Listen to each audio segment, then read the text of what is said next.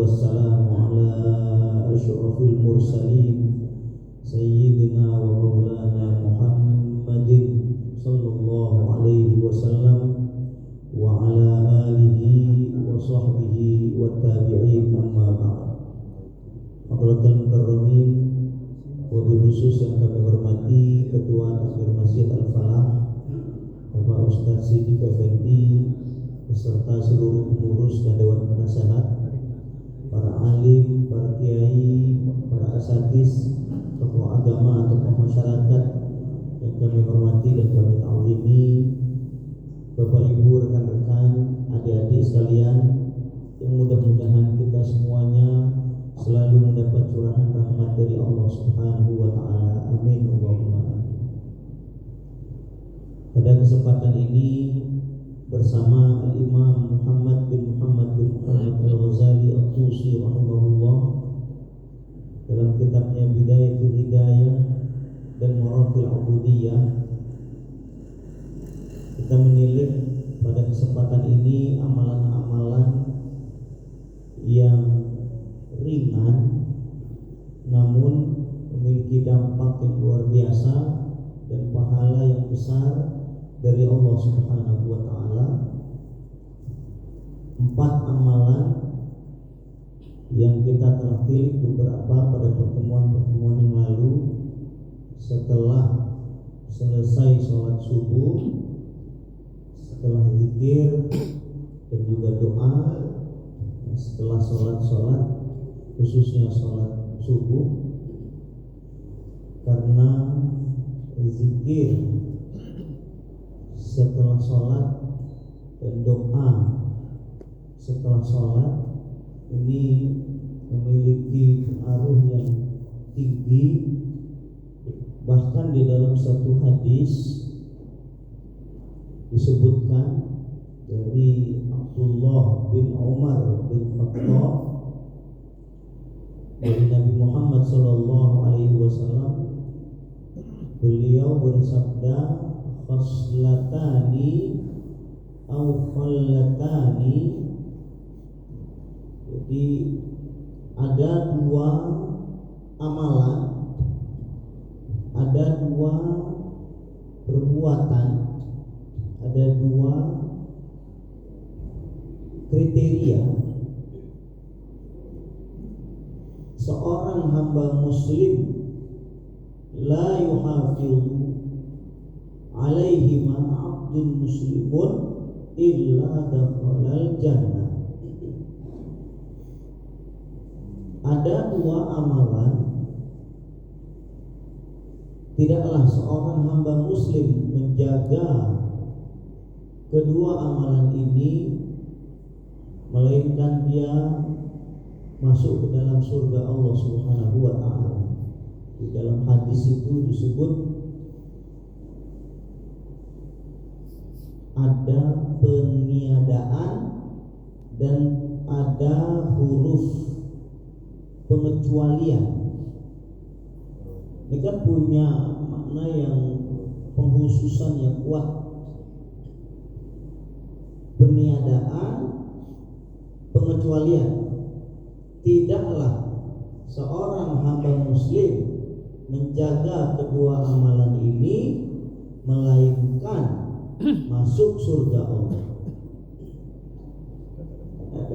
Kalau dalam ilmu sastra Arab atau balaghah itu disebut dengan adatul qasr. Jadi kata yang menunjukkan penghususan luar biasa. Peniadaan kata tidak, pengecualian kata melainkan. Ini kan kalau dipakai dalam satu bahasa ini memiliki makna penghususan yang tinggi. Tidaklah seorang muslim menjaga kedua amalan ini melainkan masuk surga. Berarti ini kan masuk surga ini menjadi satu kekhususan yang luar biasa tinggi bagi seorang muslim yang menjaga dua amalan ini. Apa dua amalan itu? Yang pertama adalah bertasbih 10 kali, bertahmid 10 kali, takbir 10 kali.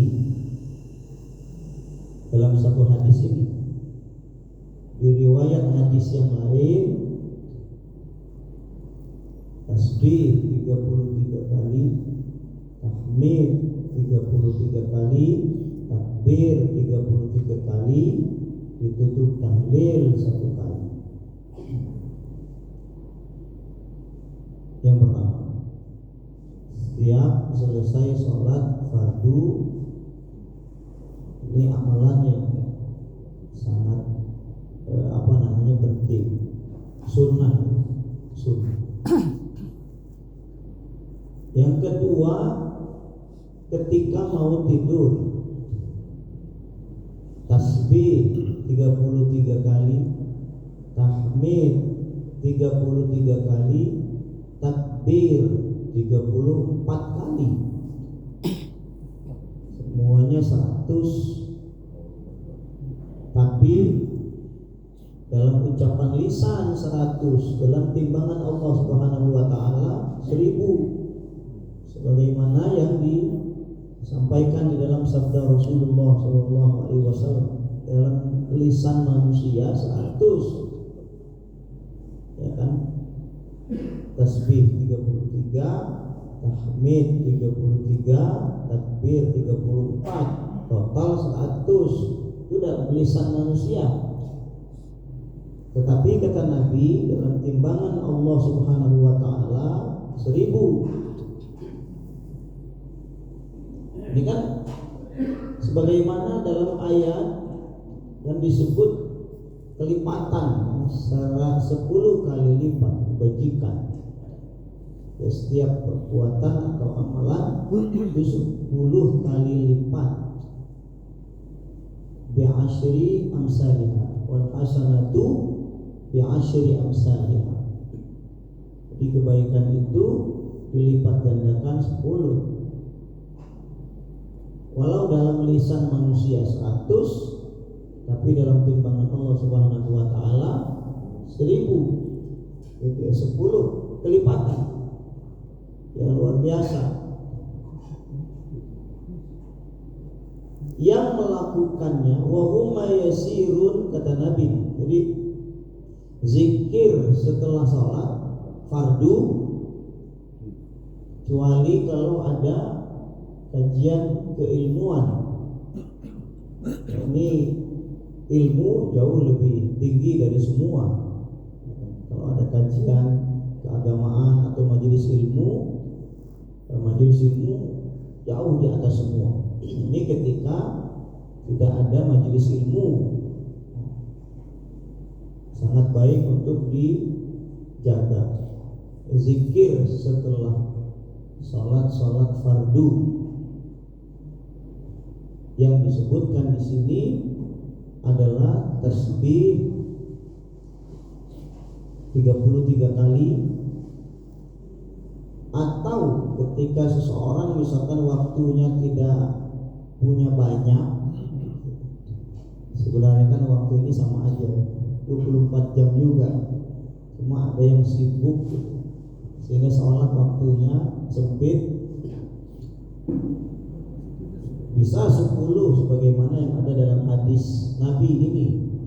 10 kali tasbih subhanallah subhanallah subhanallah, 10 kali tahmid alhamdulillah alhamdulillah alhamdulillah, 10 kali takbir Allahu akbar Allahu akbar.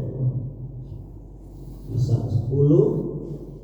Kalau bisa lebih dari itu sebagaimana hadis yang lain 33, ini lebih baik. Yang kedua, zikir sebelum tidur, tasbih, tahmid, takbir. Untuk sebelum tidur ini takbir 34 kali. Ini amalan yang ringan. Wa huma yasirun, Dua amalan ini ringan. Wa man ya'malu bihi qalilun, tapi yang ngelakuin dikit. Ini Nabi mengatakan dua amalan ini ringan, tapi yang melakukan dikit. Akhirnya kan para sahabat tuh heran-heran, terus tanya, kenapa padahal ringan tapi kok yang ngelakuinnya dikit? Zikir setelah sholat fardu dan zikir sebelum tidur. Utamanya dalam hadis ini tasbih, tahmid, takbir, zikir.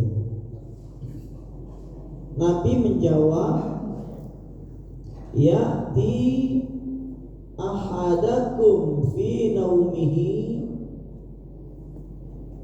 qabla an yaqulaha fayunawwimuhu qabla an yaqulaha.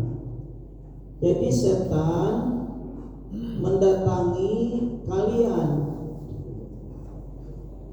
salah seorang kalian mendatangi kalian sebelum dia tidur dan mengganggu, menyibukkan dengan yang lain sehingga fayunawwimuhu qabla an yaqulaha, sehingga setanlah yang menidurkannya sebelum dia zikir. Apalah gitu digoda oleh setan, dibisiki oleh setan, sehingga dia belum sempat zikir udah tidur. Setan yang buat begini nih. Makanya kan kita selalu disarankan untuk isti'azah,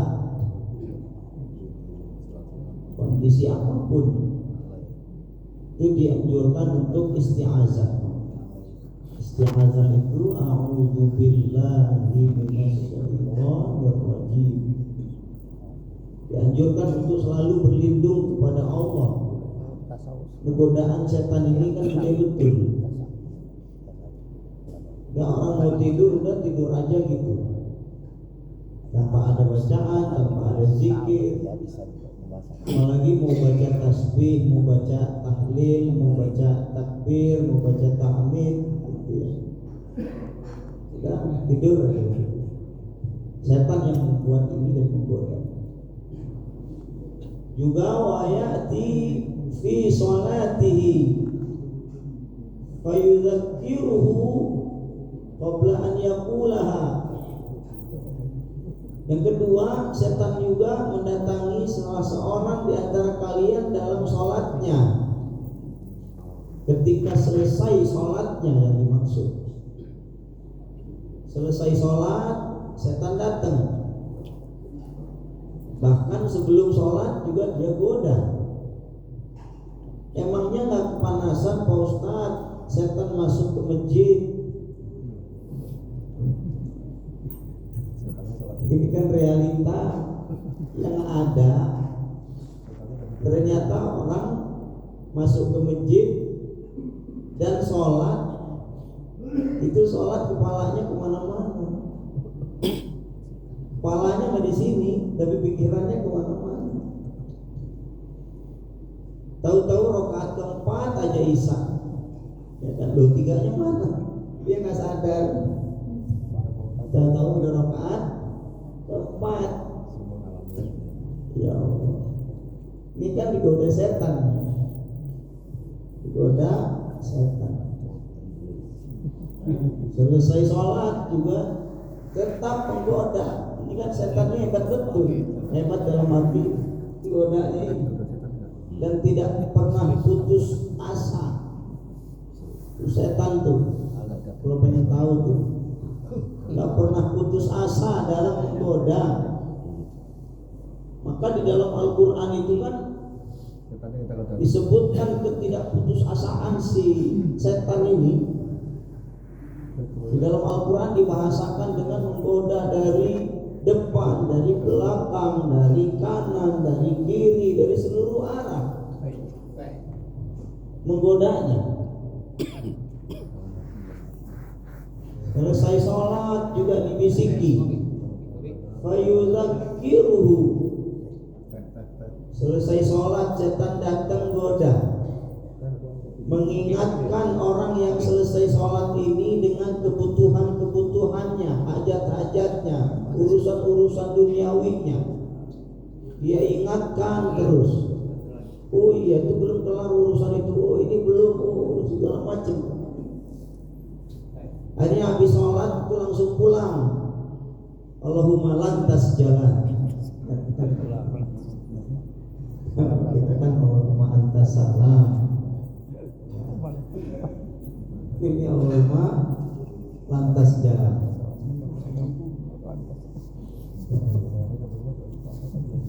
Qabla an yaqulaha.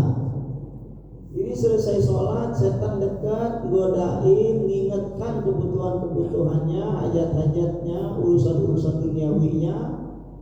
Fayudzakiruhu qabla an yaqulaha, sebelum orang ini membacanya atau berzikir.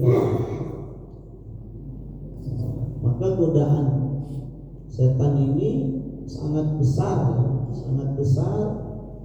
sehingga amalan yang ringan sekalipun terasa berat. Amalan yang ringan terasa berat karena tadi ya, kondisi kita kalah dengan godaan setan. Maka betul di dalam Al-Quran itu disebutkan surat An-Nisa, wa khuliqal insanu dha'ifa, wa khuliqal insanu dha'ifa. Manusia diciptakan dalam keadaan lemah. Lemah di sini apa maksudnya? Apa badannya lemah? Enggak, badannya kuat. Apa fisiknya enggak sempurna diciptakan Allah? Oh, penciptaannya sempurna. Di surat At-Tin juga disebut wat-tini waz-zaitun wa turi sinin wa hadzal baladil amin laqad khalaqnal insana fi ahsani taqwim. Sungguh kami telah menciptakan manusia dalam penciptaan yang sempurna. Jadi kalau dari sisi fisik bukan itu lemahnya, tapi lemahnya dari sisi menghadapi hawa nafsu dan godaan setan. Sebagaimana yang disampaikan oleh guru kami Profesor Dr. Muhammad Said Ramadan Al-Buti rahimahullah, bahwa yang dimaksud dengan manusia diciptakan dalam keadaan lemah menghadapi hawa nafsunya dan lemah menghadapi setan, nggak kuat sama godaan, ya, tidak kuat sama godaan. Dan memang setan ini mencari titik paling lemah yang ada dalam diri manusia, sebagaimana yang dulu pernah kita sampaikan. Kalau dari urusan ibadah, ini nggak bisa, misi tole ini nggak bisa digoda.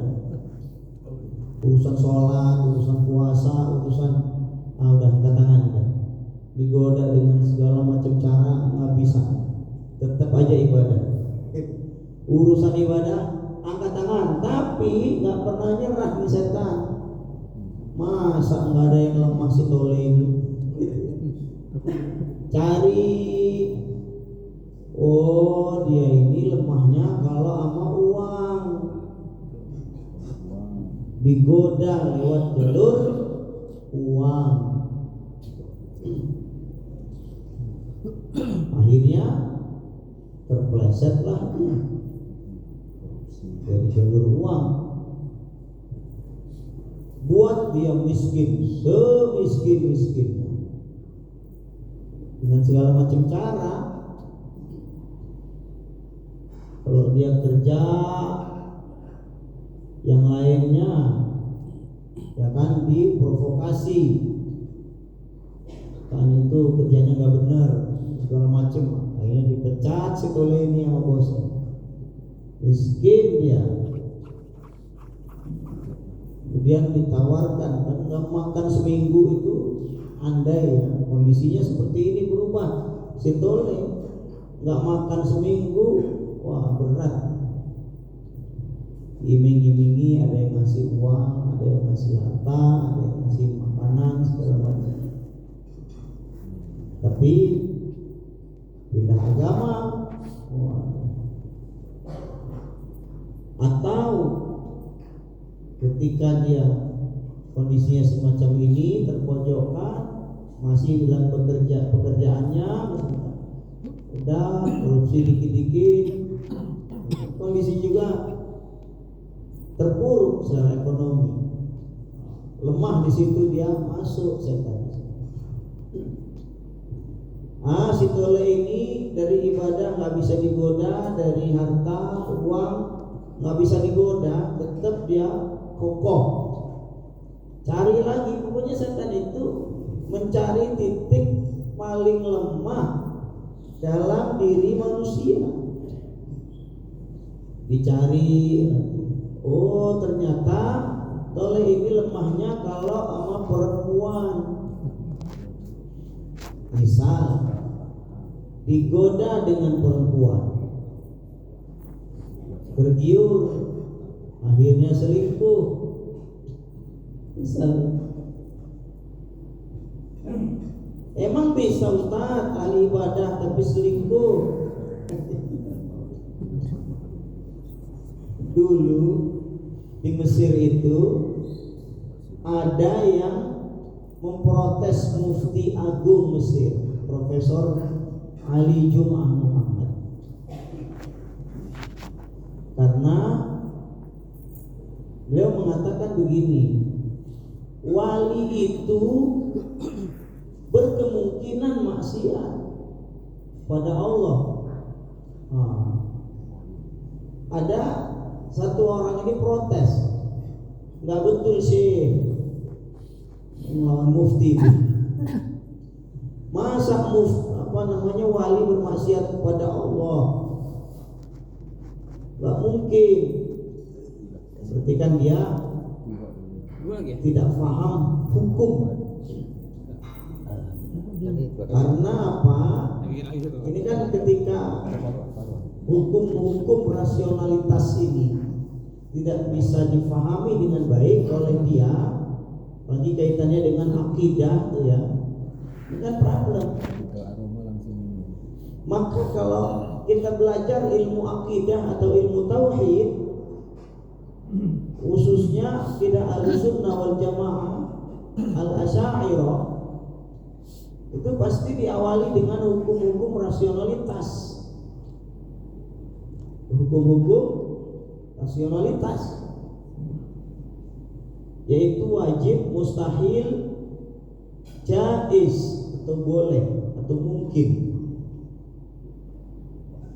Ini yang tidak dipahami oleh dia. Yang namanya manusia itu dalam lingkup kemungkinan. Secara akal wali mungkin bermaksiat, mungkin. Secara akal mungkin, walaupun secara realita itu jauh. Karena wali ini kan orang yang dekat betul dengan Allah Subhanahu wa ta'ala. Tapi dari sisi kemungkinan akli itu mungkin. Ini yang juga perlu difahami bersama. Maka emangnya setan bisa goda wali? Oh, setannya gede, bukan setan yang kecil-kecil kayak goda kita. Semakin tinggi seseorang, maka anginnya semakin kencang. Ini bukan angin yang ada di sekitar kita, di atas itu. Beda di atas, anginnya kuat juga. Kayaknya kalau ada pangkat Pak Jenderal bintang 5 yang goda itu setannya. Kita jenderal bintang 20, bukan jenderal. Karena prajurit setan yang goda aja udah jatuh. Tapi mudah-mudahan ketika kita selalu isti'azah kepada Allah Subhanahu wa taala, kita terlindungi dari semua itu. Jadi kan ringan. Termasuk amalan selesai sholat subuh secara khusus ya, setelah zikir, setelah doa, ada 4 amalan yang juga penting ketika tidak ada majelis ilmu. Kalau ada majelis ilmu itu yang mesti didatangi atau mesti dilakukan, ya, duduk di majelis ilmu, karena melebihi dari kesunahan-kesunahan yang banyak ya majelis ilmu ini. Kalau tidak ada majelis ilmu, maka selesai sholat subuh, zikir dan doa, maka ada 4 amalan yang seyogyanya dilestarikan. Yang pertama adalah tambah lagi doanya, kebanyak doa. Yang kedua membaca Al-Quran, perbanyak membaca Al-Quran, khususnya ayat-ayat yang punya kekhususan, khasiat-khasiat ya, seperti Al-Fatihah, ayat kursi, Al-Muluk, Al-Imran ayat 27-28. Qulillahumma malikal mulki tu'til mulka man tasha' wa tanzi'ul mulka mimman tasha' ila akhiril ayat. Ini kan punya fadilah yang luar biasa. Dan orang melilit utang baca ini. Zaman dulu ada orang Yahudi yang meminjamkan utang atau yang menghutangi kepada salah seorang sahabat. Jadi sahabat ini melilit utang minjam dari Yahudi. Hanya bertanya kepada Rasul, gimana ini? Nabi menjawab, baca surat Ali Imran ayat 27-28. Kalau pengen utangnya lepas. Apa itu? Surat Ali Imran ayat 26 dan 27. Qulillahumma malikal mulki tu'til mulka man tasha' wa tanzi'ul mulka mimman tasha' wa tu'izzu man tasha' wa tudhillu man tasha' biyadikal khairu innaka ala kulli syai'in qadir tulijul laila fin nahar wa tulijul nahara fil lail wa tukhrijul mayyita hayya minal mayyit wa tukhrijul mayyita minal hayy wa tarzuqu man tasha'u bighairi hisab. Ini ayat yang 2 ayat yang luar biasa. Katakanlah wahai Nabi Muhammad,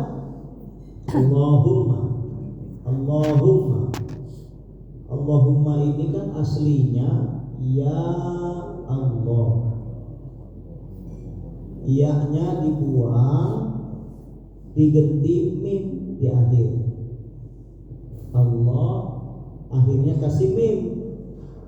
Jadi bunyinya Allahumma. Ini sama dengan ya Allah. Karena asalnya ya Allah. Artinya wahai Allah. Katakanlah wahai Nabi Muhammad, wahai Allah, malikal mulki, pemilik seluruh kerajaan. Tu'til mulka man tasha', engkau memberi kekuasaan kerajaan pada siapapun yang engkau kehendaki. Wa tanzi'ul mulka mimman tasha', dan engkau mencabut kekuasaan dari siapapun yang engkau kehendaki. Wa tu'izzu man tasha', engkau meninggikan siapapun yang engkau kehendaki. Wa tudhillu man tasha', engkau merendahkan, menjatuhkan siapapun yang engkau kehendaki. Biyadikal khair, pada tangan engkau seluruh kebaikan. Innaka ala kulli syai'in qadir, sesungguhnya engkau atas segala sesuatu maha berkuasa. Tulijul laila fin nahar, engkau masukkan malam dalam siang. Wa tulijun nahara fil lail, engkau masukkan siang dalam malam. Ini kan gimana caranya? Masukin malam dalam siang, memasukkan siang dalam malam. Dan perbedaan siang malam ini kan menjadi tanda kebesaran Allah Subhanahu wa taala. Ya kan? Kalau ada yang menolak keberadaan Allah atau menolak ketuhanan Allah Subhanahu wa taala, atau bahkan ada yang tidak mempercayai Tuhan sama sekali, coba tolong masukkan siang ke malam. Bisa nggak? Gagal Pak Ibu, pernah dicoba, gagal. Cina itu pernah membuat matahari buatan di malam hari. Pernah dengar? Pernah. Membuat matahari di waktu malam supaya malam ini nggak gelap, biar terang terus 24 jam. Dibuatlah matahari di malam hari. Apa yang terjadi? Terang bentar. Di situ nggak kedengeran lagi sampai sekarang. Bahkan ada yang memprotes, merusak alam. Ini kan nggak ada yang sanggup. Berarti ini memasukkan siang ke malam, memasukkan malam ke siang. Ini kan nggak ada yang bisa melakukan kecuali Zat yang Maha Besar, Allah Subhanahu wa ta'ala. Ini kan masih gelap nih, bentar lagi siang Allah masukkan ke gelap-gelapnya malam, nanti terang. Ini membuktikan bahwa Tuhan itu ada, gitu ya. Ini kepada orang yang tidak percaya Tuhan. Dan Tuhannya adalah Allah Subhanahu wa ta'ala. Tulijul laila fin nahar wa tulijun nahara fil lail, kau masukkan malam ke dalam siang dan kau masukkan siang ke dalam malam. Wa tukhrijul hayya minal mayyit, engkau keluarkan yang hidup dari yang mati. Artinya manusia ini tidak ada, kemudian Allah adakan. Bapak Ustadz Siddiq dulu tahun 1945 itu belum ada. Kemudian tahun 1950 Bapak Siddiq Allah adakan. Belum. Ya, tahun 90 lah. 1925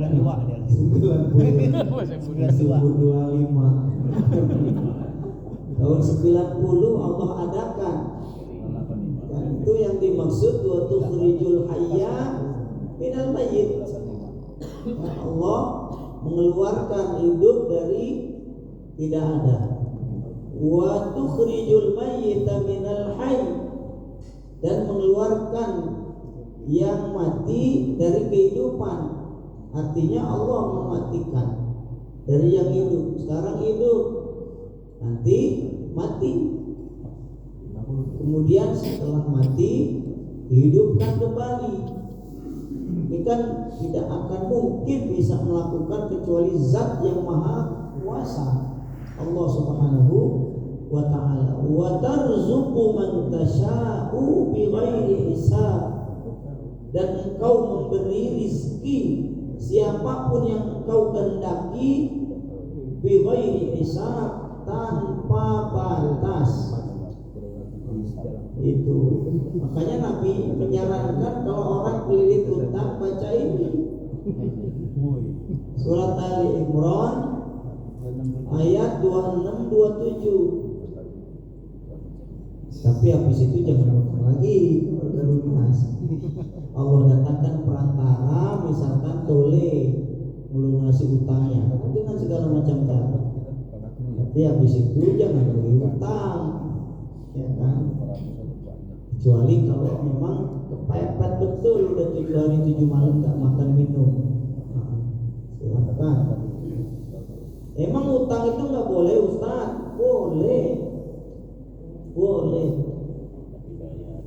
Nabi itu kan, tapi ini kan yang di Nabi itu pernah utang, beberapa kali pernah utang, sampai-sampai meninggal dunia itu baju besinya masih ada pada orang Yahudi. Itu Nabi meninggal, baju perang besi itu masih ada di orang Yahudi. Ini kan gadai. Nabi menggadaikan baju besinya karena ngutang. Dulu pernah beli gandum tapi belum dibayar, Nabi menjaminkan atau menggadaikan baju besinya kepada orang Yahudi.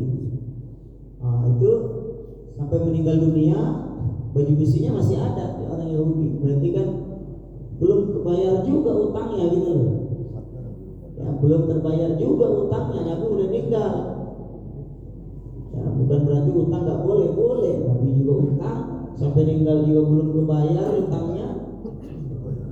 Tapi dalam satu keterangan bahwa setelah Nabi meninggal dunia, baju besinya ini diambil dan dibayarkan utangnya oleh Sayyidina Ali kalau tidak salah. Dibayarkan. Nah, dari sini kalau ada yang meninggal dunia punya utang, maka ahli warisnya yang membayarkan utangnya. Kalau yang meninggal dunia punya harta, dari harta warisnya itu dibayarkan dulu utangnya, jangan bagi-bagi warisan. Ribut warisan, tapi utangnya nggak dibayar. Zakat-zakatnya yang dulu belum tertunai tidak dibayar. Tanggungannya belum dibayar. Kalau ada wasiatnya belum ditunaikan, sudah ribut warisan. Tunaikan semua. Kalau yang meninggal tidak punya harta, kan kayak Nabi, ya dari ahli warisnya keluar dari kantongnya, sama-sama lah ya. Kalau mau untung ya siap untung. Ahli waris kan gitu. Jangan mau untungnya aja. Harta banyak, seneng warisan. Pas gak punya harta, tanggungannya pergi semua. Imbang. Ya, kalau ada harta banyak yang diwariskan, dia kena. Kalau ada utang, ya dia juga bertanggung jawab juga.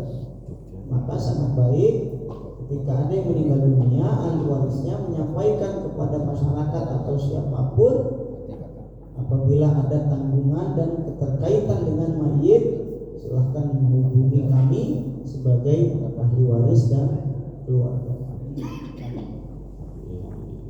Ini yang luar biasa penting ya. Maka surat Ali Imran ayat 26-27 ini tidak bisa ditinggalkan.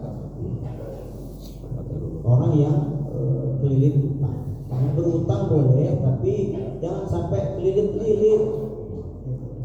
Itu yang dihindarkan oleh Nabi. Nabi itu kan doa kepada Allah berlindung dari kelemahan dan utang. Ghalabatid dain dalam hadis Nabi berlindung dari ghalabatid dain, lilitan utang. Utang boleh, melilit utangnya ini yang tidak boleh. Dan Nabi berlindung dari itu semua. Jangan sampai ya Allah kena lilitan utang. Wa qahrir rijal. Dalam hadis itu kan gitu, wala taqdain wa qahrir rijal. Qahrir rijal ini tekanan dari pemimpin, tekanan dari rijal, orang-orang yang berkuasa, atasan, bos.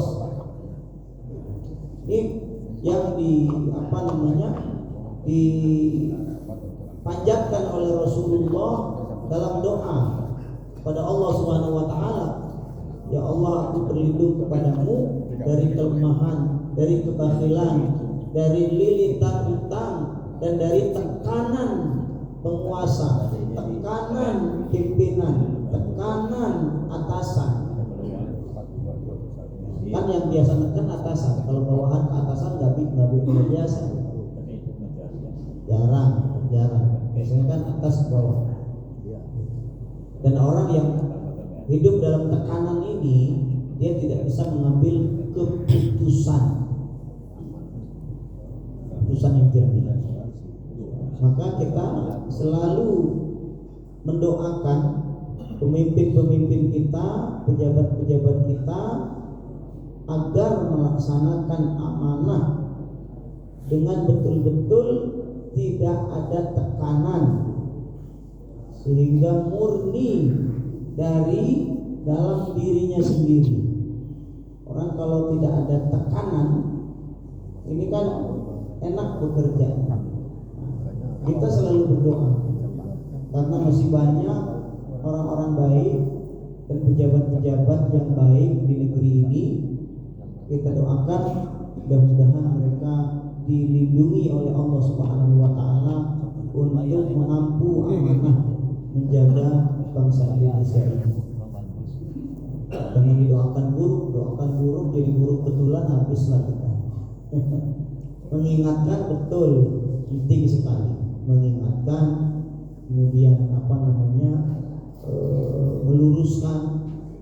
Ya, ini sangat penting. Karena kalau nggak ada yang meluruskan, adalah bisa hancur sebuah negeri sebagaimana yang tertera di dalam Al-Quran dan juga hadis-hadis Nabi Sallallahu Alaihi Wasallam serta sirah para sahabat. Bagaimana Abu Bakar dulu ketika diangkat menjadi khalifah, sambutan yang pertama, pidato yang pertama keluar, aku bukanlah orang yang terbaik di antara kalian. Kalau kalian mendapati aku lurus, dukung. Tapi kalau kalian mendapati aku bengkok, luruskan, kritik, ingatkan.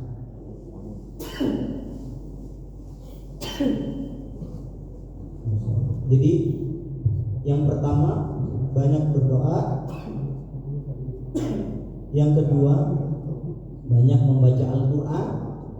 Ini juga bagus setelah sholat subuh, setelah zikir, setelah doa yang khusus. Kemudian sampai terbit matahari, ketika tidak ada kajian keilmuan atau majelis ilmu, maka bagus 4 amalan ini dilestarikan. Yang pertama adalah banyak berdoa, tambah doa lagi. Kemudian banyak membaca Al-Quran, khususnya ayat-ayat atau surat-surat yang memiliki khasiat,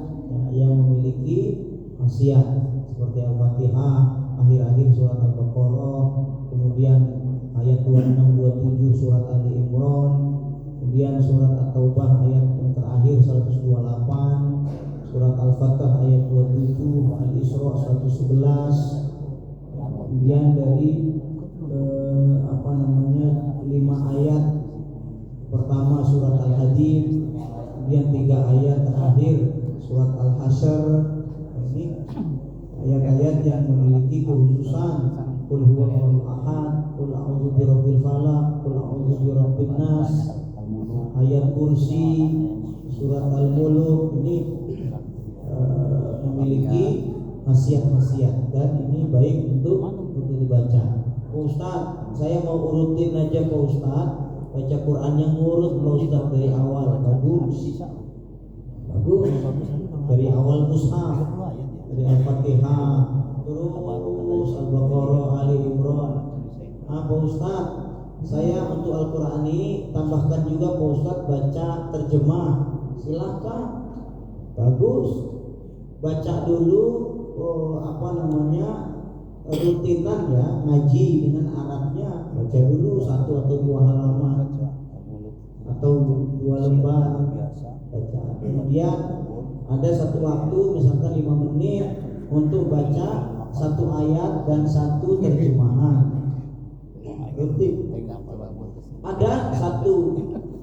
Ada satu jamaah kami, ketika saya katakan demikian, ya, masa sampai usia tua masa nggak ngerti-ngerti juga Al-Quran, paling nggak tahulah secara umum ini artinya apa, surat Al-Baqarah ini tentang apa gitu, paling nggak tahu. Akhirnya saya sarankan, ya dalam kajian ilmiah seperti ini, dalam kajian keagamaan seperti ini saya sampaikan. Jadi kalau usia-usia kayak kita yang udah tua begini mah nggak usah banyak-banyak, satu ayat baca, habis itu baca terjemahannya, terjemahan kemenak, bukan untuk jadi mujtahid atau mufasir, enggak, tapi biar tahu aja gitu loh makna umumnya apa sih. Ternyata ada satu jamaah yang pulang ke rumah merutinkan, cerita ke saya, Ustaz terima kasih, saya ngelakuin, saya praktekkan di rumah Ustaz. Saya tiap hari baca satu ayat, betul satu gitu. Maksud saya kan satu itu paling minim gitu. Tapi betul satu. Baca satu ayat, terus juga terjemahan kemenak. Dikit-dikit kalau nggak ngerti baca tafsir sebulan setengah. Luar biasa Pak Ustaz. Saya sekarang sudah ayat ke sekian puluh Al-Baqarah 85 gitu kemarin cerita ke saya. Udah banyak. Iya Pak Ustaz. Nah, tiap hari satu nggak kerasa. Dan ternyata Allah bukakan pemahaman surat Al-Baqarah begini, ayat begini, yang luar biasa betul. Jadi saya juga senang, Bapak luar biasa. Jadi ngaji itu, kajian itu betul-betul dipraktekkan, yang didapat dipraktekkan di rumah. Ini yang luar biasa. Jadi memang ngaji itu punya pengaruh. Ngaji punya pengaruh sehingga dalam kehidupan keseharian juga hasil dari ngaji itu diterapkan, dipakai, dan pengaruhnya luar biasa. Kalau ada selentingan atau pandangan miring sebagian, itu tidak perlu didengar. Gara-gara Insanul Fahmi sama Inara Rusli, akhirnya yang diembat kajian, itu Insanul Fahmi itu gara-gara ikut kajian akhirnya selingkuh bahasanya, atau dikasiri gara-gara ikut kajian. Yang disalahkan kajiannya, gara-gara ikut kajian dia selingkuh atau dikasiri, bukan karena kajian, itu memang karena dianya aja, kulitnya aja.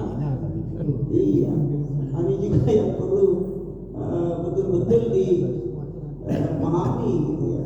Maka kemarin itu ada sebagian yang istri-istrinya ikut kajian juga.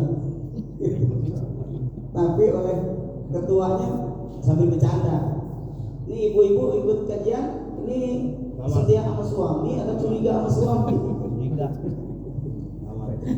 Tapi kalau di sini mah sejak dulu lah ya, sebelum kasus Inara Rusli sama Insanul Fahmi ini muncul, memang sudah dari dulu sadar diri dan juga ikut bersama suami untuk menuju ridho Allah Subhanahu wa taala.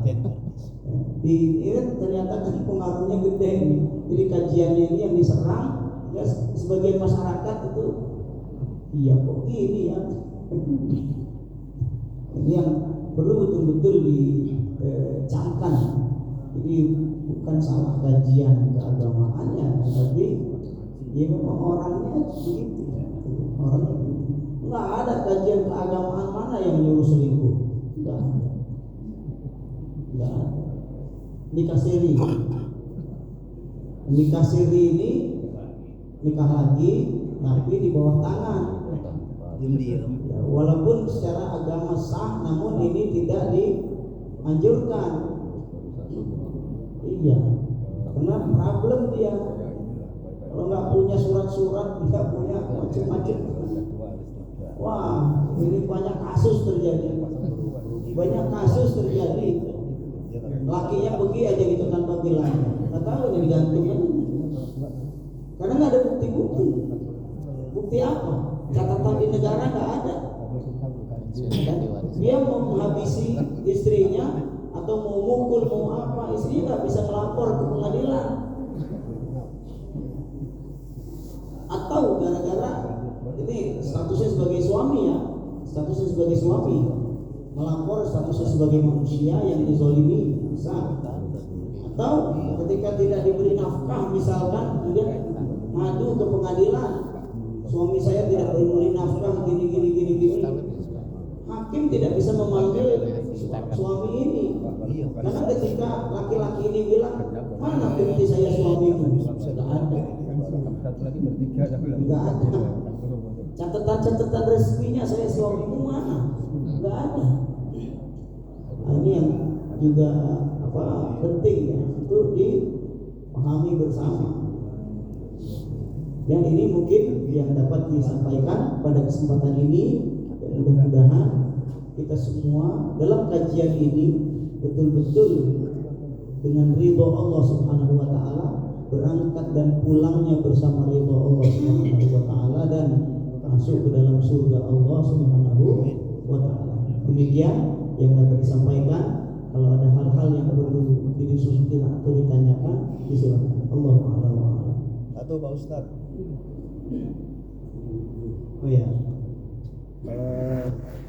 Tadi kan kita zikir itu kan tasbih, tahmid, takbir.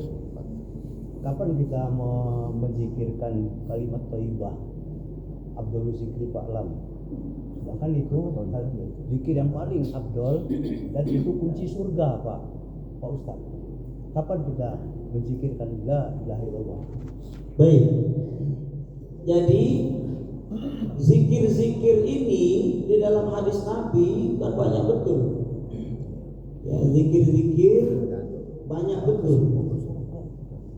Al-Imam Nawawi itu mengumpulkan zikir-zikir dan doa-doa yang ada di dalam hadis Nabi dalam satu kitab tebal. Isinya doa-doa dan zikir-zikir banyak betul. Artinya zikir-zikir yang banyak ini kan tidak mungkin kita baca setiap hari. Paling tidak ada yang umum, yang penekanannya lebih besar, yaitu yang dilangsungkan atau yang dibiasakan. Kan ada hadis-hadis khusus dalam waktu-waktu khusus ya, seperti habis sholat zikirnya ini. Zikir setelah sholat juga kan banyak, ya kan? Kita yang sedikit ini kan umum, yang umum astagfirullah, la ilaha illallah, qayyum atubu ilaih, terus la ilaha illallah, la syarikalah, Allahumma ajirna minan nar, Allahumma antas salam. Ya zikir-zikir setelah sholat yang umum kita baca. Ada sebagian yang menjaharkan, ya imam menjaharkan, yang dijaharkan oleh imam beserta makmum. Ini yang beberapa singkat itu. Tapi yang lain kan banyak. Ada tasbih, takbir, kemudian juga tahlil. Itu setelah sholat juga tahlil itu la ilaha illallah, la ilaha illallah setelah sholat. Namun di dalam hadis itu sebagai penutup 33, 33, 33, 99 statusnya adalah tahlil. Kemudian ada yang meneruskan menjadi 100 atau juga bisa tetap 33. Ini juga bagus. Dan tahlil ini sebagaimana yang disampaikan oleh Rasulullah SAW, afdalu ma qultu ana wan nabiyyuna min qabli la ilaha illallah. Jadi kata atau bacaan yang paling baik, paling afdol yang dibaca oleh nabi-nabi sebelum aku dan yang dibaca oleh aku juga adalah la ilaha illallah. Waktunya bagaimana Pak Ustadz? Zikir itu pada dasarnya tidak ada waktu khusus. Jadi ibadah yang tidak memiliki waktu khusus adalah zikir. Termasuk tasbih. Disebutkan ada waktu khusus setelah sholat fardu ya. Tapi tasbih pun bisa dibaca di waktu-waktu selain ini, di kapanpun, dimanapun bisa. Subhanallah, subhanallah, di jalan segala macam. Dan zikir ini adalah ibadah yang tidak memiliki waktu khusus. Allah Allah.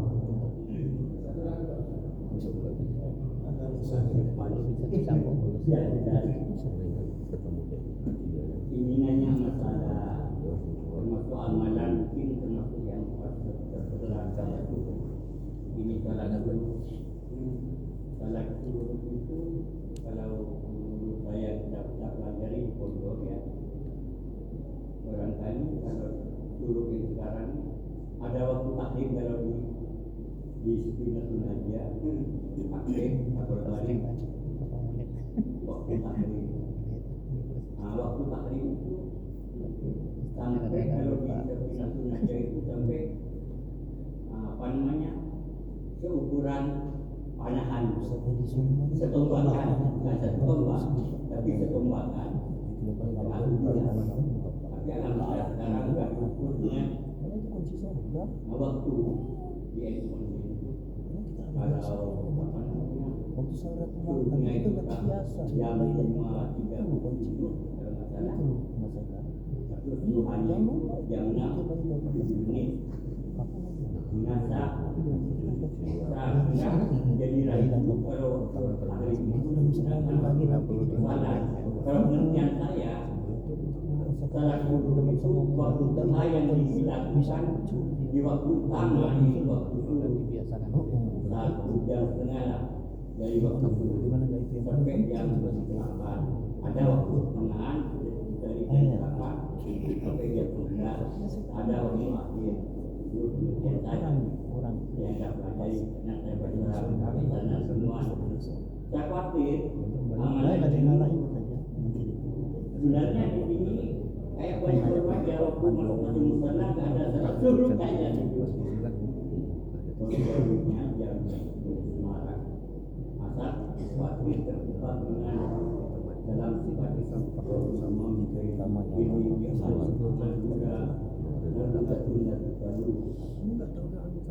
aku ikut saja kalau memang ada sandarannya ya masalah baik.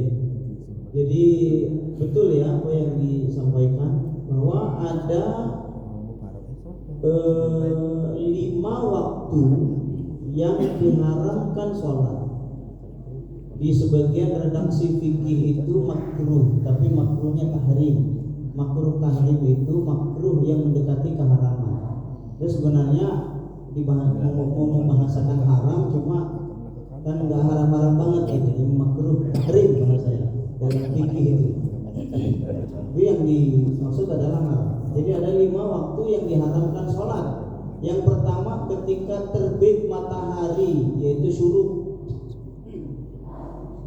Yang kedua ketika matahari pas di tengah-tengah siang, namanya waktu istiwa. Maka ketika tergelincir sedikit ke arah terbenam itu masuk waktu zuhur. Yang ketiga waktu terbenam matahari. Yang keempat ini terkait dengan pelaksanaan setelah melaksanakan sholat subuh sampai terbit. Kemudian setelah melaksanakan sholat asar sampai terbenam. 5 waktu ini waktu yang diharamkan sholat. Sholat apa? Ini yang perlu diperhatikan. Sholat yang diharamkan di 5 waktu ini adalah sholat sunnah. Sholat sunnah. Berarti sholat yang fardu ini tidak diharamkan. Misal kemarin ketiduran, lupa nggak sholat subuh. Setelah melaksanakan sholat subuh, dia diri lagi mengqadha subuh kemarin. Ini tidak ada masalah. Yang kedua, sholat sunnah mutlak. Ini sholat sunnah yang bukan sholat fardu. Yang kedua, sholat sunnahnya sholat sunnah mutlak. Artinya sholat sunnah mutlak ini apa? Sholat sunnah yang gak ada sebab. Sholat sunnah mutlak. Yang ketiga, sholat sunnah yang ada sebabnya, tapi sebabnya belakangan. Seperti sholat sunnah ihram. Ketika ditanya, kenapa kamu sholat 2 rakaat? Karena nanti saya mau ihram haji atau ihram umroh, gitu ya. Ini tidak boleh dilakukan di 5 waktu ini. Tapi dalam realita yang terjadi, ada jemaah haji kita itu habis asar sholat ihram. Nah, dari Madinah Bir Ali ya, dari Madinah ke Mekah Bir Ali ya, 4 itu waktu asar. Habis sholat asar, sholat sunnah ihram. Ini kan waktu yang diharamkan ini. Dan sholat sunnahnya ini sholat sunnah yang sebabnya belakangan. Karena nanti sebabnya itu nanti mau ihram. Ini tidak boleh dikerjakan di waktu ini. Kalau mau sebelum sholat asar, sholat sunnah ihram. Ya, kalau mau melaksanakan. Tapi ketika sudah sholat asar, tidak boleh sholat sunnah yang ada sebabnya dan sebabnya belakangan. Jadi nggak usah sholat Ustaz, enggak. Tapi kan sunnah ini Pak Ustaz, iya. Tapi ketika dikerjakan di waktu itu jadi haram. Kan gitu. Ini yang penting ya untuk difahami. Nah, kemudian ini 3 hal ini yang tidak boleh sholat di waktu yang 5 ini. 1, sholat sunnah mutlak. 2, sholat sunnah yang ada sebabnya tapi sebabnya belakangan. 2 yang tidak boleh. Sholat sunnah mutlak dan sholat sunnah yang ada sebabnya tapi sebabnya belakangan. Kayak sholat sunnah istikharah misalkan. Sholat sunnah istikharah ini kan sebabnya belakangan. Kenapa kita sholat 2 rakaat? Karena saya meminta Allah memilihkan jodoh saya. Kan nanti belum, sebabnya belakangan. Maka sholat sunnah istikharah tidak boleh dilakukan di 5 waktu ini. Kemudian untuk kasus sholat sunnah isyraq dan sholat sunnah duha, ini bagaimana ini Pak Ustaz? Pening kepala. Para ulama di sini berbeda pandangan. Apakah sholat sunnah syuruk sama dengan sholat sunnah duha, atau sholat sunnah syuruk beda dengan sholat duha? Ada yang berpandangan bahwa sholat sunnah syuruk sama dengan sholat duha, sehingga waktunya adalah awal waktu duha. Syuruk jam berapa ini? 5.36 plus seukuran tombak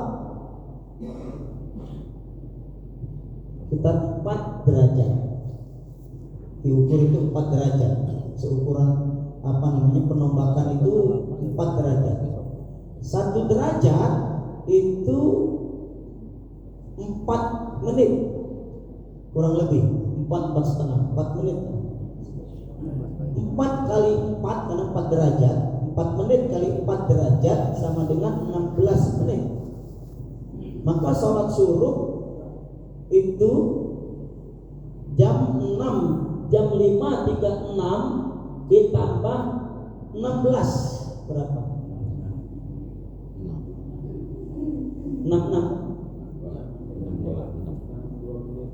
62 menit. Jam 6 lewat 2 menit itu waktu pelaksanaan sholat syuruk. Jadi bukan ketika syuruk. Syuruk ini waktu terbit. Waktu terbit ini waktu yang haram. Waktu yang haram sholat.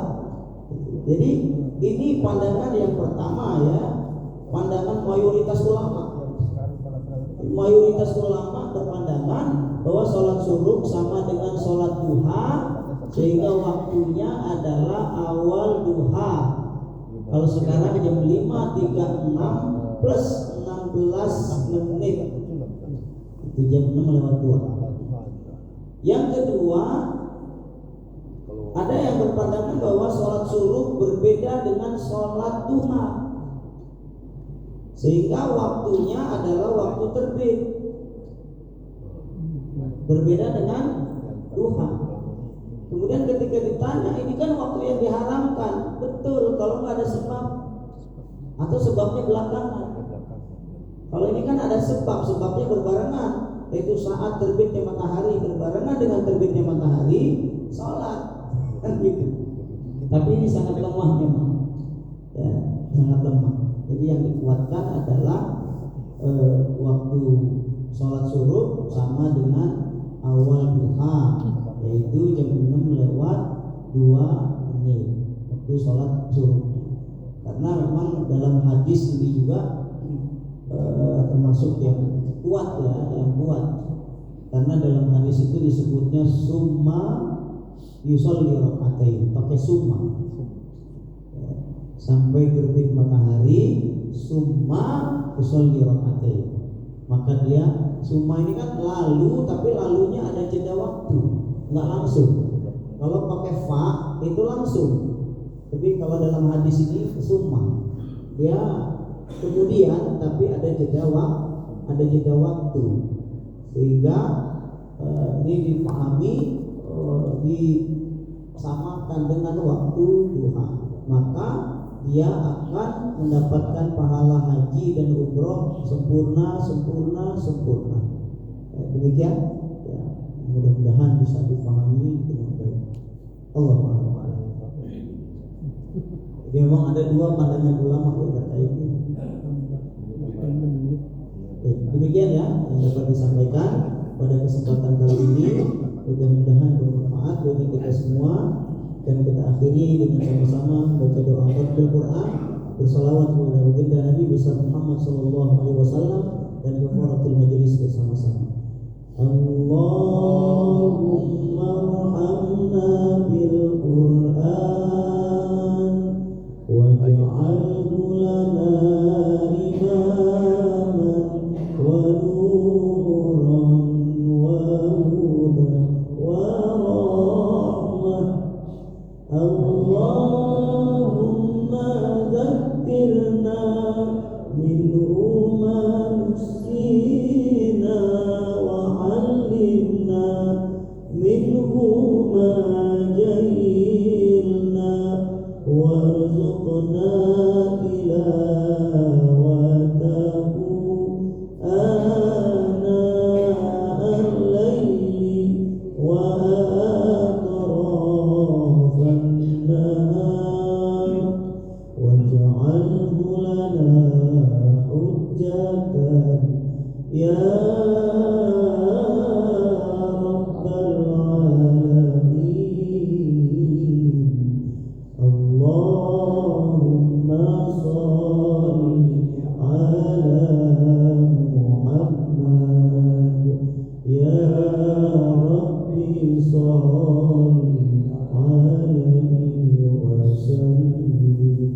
Subhanakallahumma wa bihamdika nasyhadu an la ilaha illa anta nastaghfiruka wa natubu ilaik. Billahi taufiq wal hidayah wa ridha wal inayah. Wassalamu alaikum warahmatullahi wabarakatuh.